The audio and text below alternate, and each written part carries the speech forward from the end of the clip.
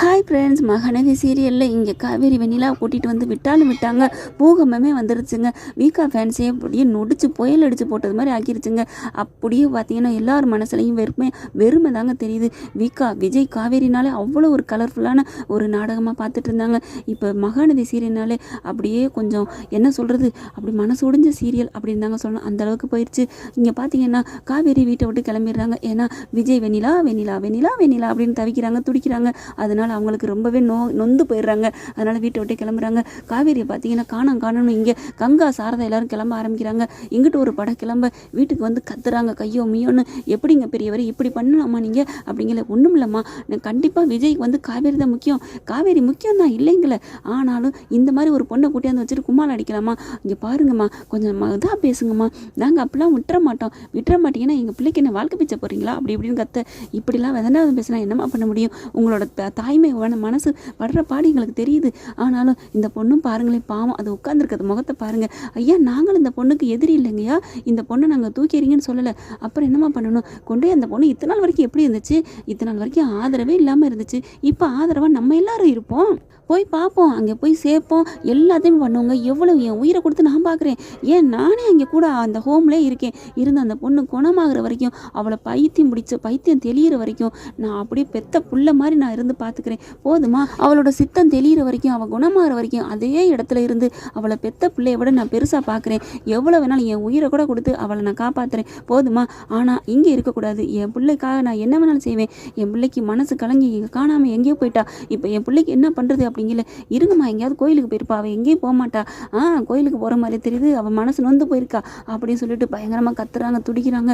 என் பிள்ளைக்கு ஒன்றுனா என்னால் தாங்க முடியாது. இங்கே பாருங்க வெண்ணிலா, கிளம்பு, வா, நான் உன்னை அங்கே கொண்டே வச்சு பார்க்குறேன் இல்லையா? நம்ம வீட்டுக்கு வா, ஏன் வீட்டுக்கு வா, உன்னை நான் பார்த்துக்கிறேன், இங்கே இருக்கக்கூடாது அப்படின்னு சொல்லி கையை பிடிச்சி இழுக்க. ஐயோ அம்மா கேளுங்க அப்படிங்கல. விஜய் வந்து அத்தை அப்படின்னு கத்துறாங்க. என்ன மாப்பிள்ள அப்படிங்கல. இல்லத்த ப்ளீஸ் விடுங்க அப்படிங்கிறாங்க. ஏன் மாப்பிள்ள, உங்களுக்கு நான் என் மேலே நம்பிக்கை இல்லையா? நான் 4 பிள்ளையை பெற்று வளர்த்தவ, அதே மாதிரி இவளையும் ஒரு நான் வச்சு பார்க்குறேன் அப்படிங்கிறாங்க. அதெல்லாம் வேணாம் அத்தை, நான் பார்த்துக்கிறேன் அப்படிங்கிறாரு. ஆனாலும் முடியவே முடியாதுன்னு சொல்கிறாங்க. இங்கே பாருங்கள், தயவு செஞ்சு இந்த பொண்ணு இங்கே இருக்கிற வரைக்கும் என் பொண்ணு இங்கே வரமாட்டா. இங்கே பாருங்கள், உங்கள் பொண்ணு மட்டும் வாழ்க்கை முக்கியம்னு நினைக்கிறீங்க, அடுத்தவங்க பொண்ணு வாழ்க்கை முக்கியம்னு நினைக்கலையா அப்படிங்கல. என்ன மாப்பிள்ள இப்படிலாம் பேசுகிறீங்க? அடுத்தவங்க பொண்ணு முக்கியம் இல்லைன்னு நினைக்கிறதுக்கு நான் என்ன தியாகியா? நான் அது நல்லா இருக்கணும்னு தான் நான் நினைக்கிறேன். அதுக்காண்டி என் பொண்ணு வாழ்க்கைக்கு எடுத்துகிட்டு என் பொண்ணு வாழ்க்கைக்கு நடுவில் வந்து வாழ்கிறதுக்கு நான் எப்படி சம்மதிப்பேன் அப்படின்னு சொல்ல. இங்கே பாருங்கள், அவள் இங்கே தான் இருப்பா அப்படின்னு சொல்லுவாங்க. இல்லை, இங்கே பார்க்குறாங்க, காவேரி பார்க்குறாங்க, கதை சாரதா பார்க்குறாங்க. வேகமாக வெண்ணிலா பிடிச்சி கையை பிடிச்சி இழுக்கிறாங்க. இவன் இங்கே இருக்கவே கூடாது, நான் கொண்டு அவள் இருந்த இடத்துல விடுறேன் அப்படின்னு சொல்லி தரன்னு இழுத்துட்டு போக. விடுறீங்களா இல்லையா அப்படின்னு சொல்லி இங்கே வெண்ணிலா பிடிச்சி இவர் இழுக்க, எங்கிட்டு மாறி இழுத்துட்டு இருக்காங்க. ராகினி இருந்துட்டு கை கொட்டி சிரிக்கிறாங்க. இதைத்தானே எதிர்பார்த்தேன், சூப்பர், நல்லா அடிச்சுக்கிட்டு உருளுங்க, இன்னும் நான் சந்தோஷப்படணும். 2 பேரும் அடிச்சுக்கிட்டு ஒன்றும்லாம் போகணும், இந்த வீடே தரமட்டமாக போகணும், எனக்கு சந்தோஷமாக நான் சிரிக்கணும். அப்பா டாடி, நீங்கள் சொன்னதெல்லாம் நடக்குது, நிறைவேறிக்கிட்டு இருக்கு, இருங்கப்பா நான் வீடியோ எடுத்து உங்களுக்கு அனுப்புகிறேன் அப்படின்னு சொல்லிட்டு இது பார்த்தீங்கன்னா அங்கிட்ட வீடியோ எடுத்துக்கிட்டு இருக்கு. கரெக்டாக இங்கே சண்டை ரணங்களாம் ஆகிக்கிட்டு இருக்கு. இதில் பார்த்தீங்கன்னா இப்போ குளிர் காஞ்சிட்டு இருக்கா அப்படின்னு கல்யாணி பாட்டி கரெக்டாக பார்த்துடுறாங்க. பார்த்தகையோட பார்க்குறாங்க, போயிட்டு அப்படியே தலையில ஒரு அடி கொடுக்குறாங்க. என்னடி எடுத்துகிட்டு இருக்கு? அப்படியே செல்லு பார்த்தீங்கன்னா போய் பறந்து விழுகுது.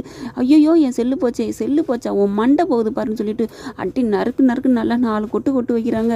என்ன நினச்சிட்டு இருக்கு? உன்னால தான் இப்போ வீடே 2ஆகி போய் கிடக்கு அப்படிங்கல. பாட்டி, என்ன பாட்டி நீங்களுமா என்னை அடிக்கிறீங்க? எல்லாரும் அடிச்சு ஓஞ்சிட்டாங்க, இப்போ நீங்கள் தான் பேலன்ஸ் அப்படிங்கல. நான் இல்லடி, இந்த வீட்டில் இருக்க புல்லு பூச்சி கூட உன்னை அடி வாங்காமல் விடாதுடி, உன்னை அடிக்காமல் விடாது, நீ அடி வாங்கிட்டு தான் இங்கேருந்து போகணும்னு முடிவு கட்டிட்டு இங்கே வந்திருக்க. உண்மையிலே நீ வந்து காவேரி விரட்டுறக்கா இங்கே வரலடி அப்புறம் அப்படிங்கிற மாதிரி ராகினி பார்க்க. என்ன பார்க்குற? எல்லாத்துட்டையும் அடி வாங்கிட்டு நீ போகணுன்னு தான் வந்திருக்க, அதுதான் உன் தலையில் எழுதியிருக்கு அப்படின்னு சொல்கிறாங்க. இங்கிட்டு பார்த்தீங்கன்னா சாரதா பிடிச்சி இழுக்க, வெண்ணிலாவை பிடிச்சி கையை பிடிச்சி தாத்தா அம்மா விடுங்கம்மா, அப்பெல்லாம் பாவம்மா அந்த பொண்ணு முடியாமல் இருக்குது, இப்பெல்லாம் இழுக்காதீங்க அப்படின்னு சொல்கிறாங்க. அதுக்கப்புறம் ஒரு கட்டத்துக்கு மேலே கங்கா வந்து அம்மா விடுமா, இவளை போய் என்னம்மா பண்ணியோ நீ இழுத்து, எல்லாம் உன் மகளை சொல்லணும், எல்லாம் அப்படியே தான் முக்கியம்னு எல்லாம் பண்ணிட்டு இருக்கா அப்படி சொல்லி கங்கா பேச. உடனே விஜய் வந்துட்டு தயவு செஞ்சு எல்லாரும் நிறுத்துறீங்களா அப்படிங்கிறாரு. அதுக்கப்புறம் தாத்தா, என்ன தாத்தா நீங்கள் சொல்லுங்கள் தாத்தா, என்னால் உங்களுக்கு சொல்லி புரிய வைக்க முடியாது அப்படின்னு சொல்லிட்டு உள்ளார போயிடுறாங்க. வா வெண்ணிலா அப்படின்னு சொல்லி கூட்டி போயில.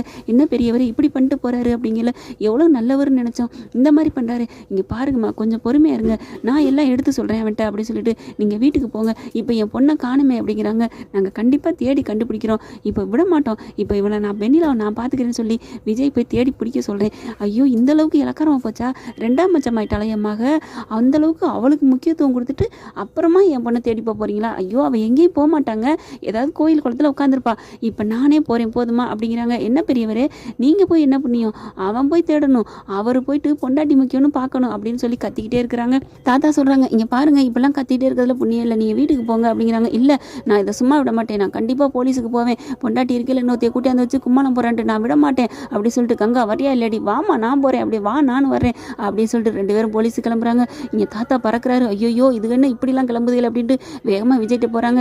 விஜய் போய் பார்த்துட்டு, என்னடா இப்படிலாம் பண்ணிட்டு இருக்க, என்ன தாத்தா அவங்க என்ன சும்மா கத்திட்டு இருக்காங்க, நீங்களும் இப்படி பதிலுக்கு பேசுறீங்க, இந்த பொண்ணு முக்கியம், நான் இல்லைன்னு சொல்லலடா, காவேரி காணடா, காவேரி கண்டுபிடிச்சி கூட்டிட்டு வா அப்படின்னு சொல்லிட்டு கத்துறாரு. அதுக்கப்புறம் இல்லைன்னா அவங்க போலீஸுக்கு போகிறாங்கடா. என்னது போலீஸுக்கா, போகட்டும் நான் என்ன பண்ணேன் அப்படிங்கிறாங்க. நீ புரிஞ்சிக்கவே மாட்டியாடா அப்படின்னு சொல்லிட்டு பயங்கரமாக கத்துறாரு விஜய். ஓகே ஃப்ரெண்ட்ஸ், பார்க்கலாம் என்ன நடக்க போகுதுன்னு. இந்த பதிவு உங்களுக்கு பிடிச்சிருந்துச்சுன்னா உங்கள் பொண்ணான கையில் ஒரு லைக்கை போட்டு சப்ஸ்கிரைப் பண்ணிடுங்க. Thank you friends.